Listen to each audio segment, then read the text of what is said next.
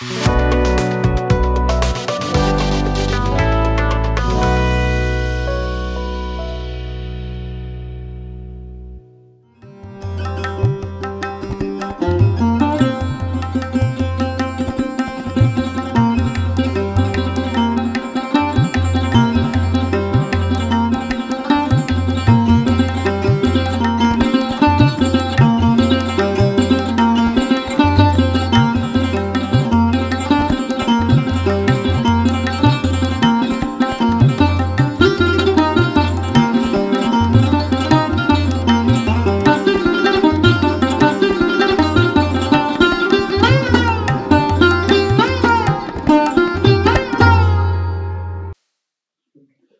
जीशु ख्रीष्ट अति बहुमूल्य नाम संपर्क इंडिया द्वारा प्रस्तुत कार्यक्रम नुआ सकाल आशार आज अध्याय में स्वागत जनाए।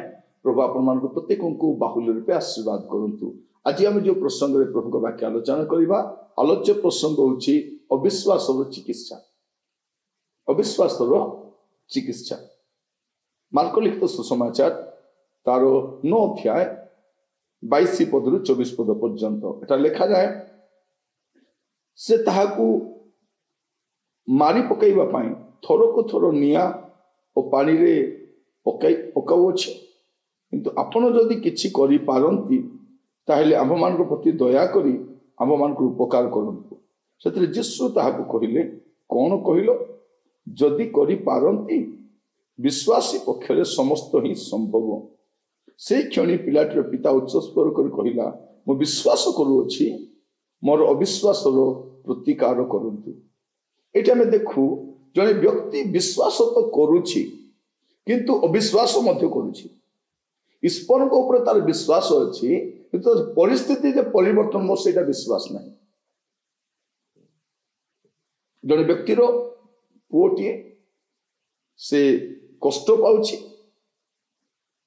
से मंद आत्मा ताको एक प्रकार कष्ट दउछि जे से बाहरिबो केमती से जानी पारुनी। से रोगरे से कष्ट पाउछि से कौन कहउछन्ती आपण जदि करि पारंती। मोर प्रिय भाई भणी माने बेले बेले आम जीवन एक प्रकार परिस्थिति आसे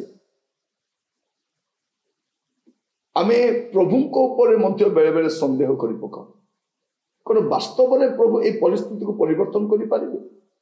वास्तव में प्रभु कौन मोर समस्या को समाधान करि पारिबे। अनेकों जीवन में ये समस्या रही। ए व्यक्ति जनक प्रभु को कहउछन्ती प्रभु आपण जदि किछि करि पारंती ताहेले किछि करंतु। प्रिय भाई भणी मान आमानकर जीवन रे ए प्रकार उत्थान पतन दे आमे गति करूछु। अनेक थोड़ा हमर समस्या सहित संघर्ष करू करू हमर विश्वास मध्य क्षय पाउछ। आमाने धीरे धीरे दुर्बल हो जाउछ धीरे धीरे भांगी पड़ुछु आउ किछि होबो नाही ए प्रकार गोटे आशंका मन आसी जाउछि।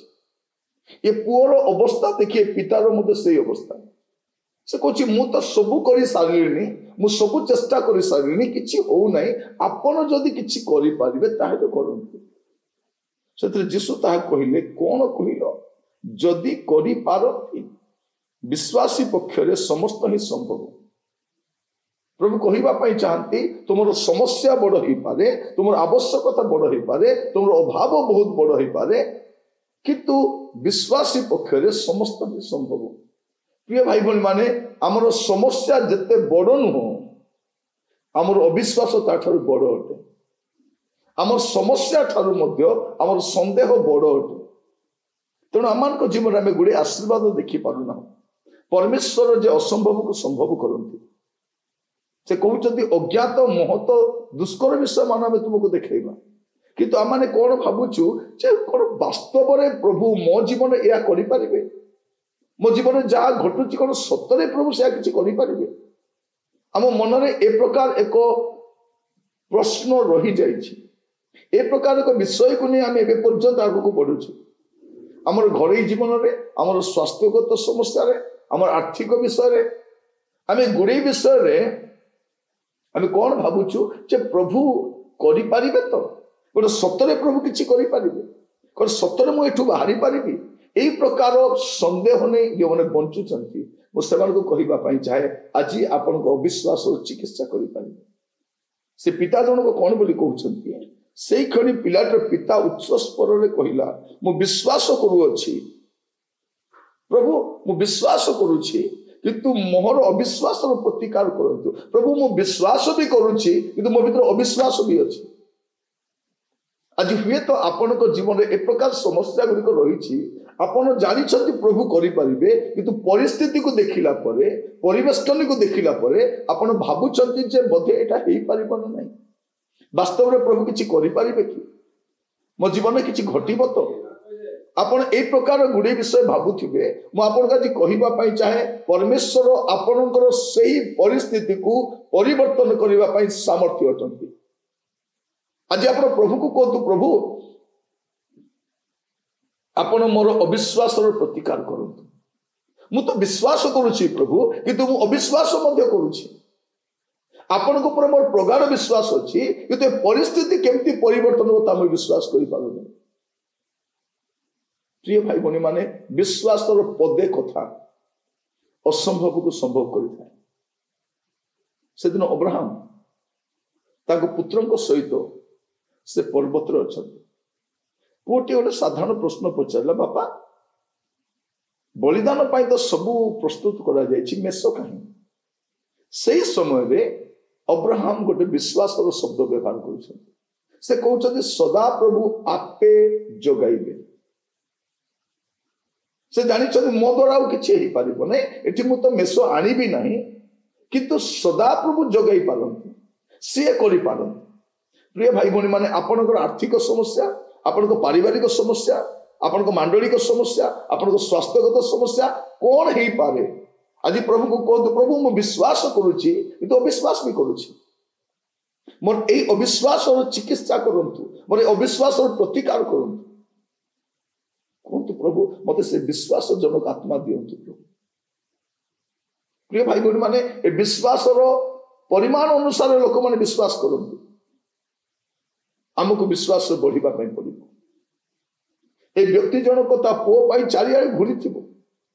ସେ କହୁଛି, ପ୍ରଭୁ ଯଦି ଆପଣ କିଛି କରିପାରନ୍ତି ଆପଣ କରନ୍ତୁ, ମୋ ଦେଇ ଆଉ କିଛି ହେଲା ଭଳିଆ ନାହିଁ, ମୋର ବିଶ୍ୱାସ ବି ମରନ୍ତୁ ନାହିଁ। ଏ ପ୍ରକାର ଏକ ପରିସ୍ଥିତିରେ ପ୍ରଭୁ ଆପଣଙ୍କୁ ସାହାଯ୍ୟ କରିବେ। ଆଜି ଆପଣ କୋଉ କୋଉ ବିଷୟ ନେଇ ସନ୍ଦେହ କରୁଛନ୍ତି? କୋଉ ବିଷୟ ନେଇକି ଆପଣ ଆଜି ବ୍ୟତିବ୍ୟସ୍ତ ହେଉଛନ୍ତି? ଆପଣ ଭାବୁଛନ୍ତି ମୋର ଏଇ ପରିସ୍ଥିତି ବଦଳିବ ନାହିଁ, ଆପଣ ଭାବୁଛନ୍ତି ମୋର ପରିସ୍ଥିତି ଏ ପ୍ରକାର ରହିବ, ସ୍ଥାଣୁ ହିଁ ରହିଯାଇଛି। ଗୋଟେ ମାଇଲ ଖୁଣ୍ଟରେ ବସିଲା ଭଳି ଆପଣଙ୍କ ପରିସ୍ଥିତି।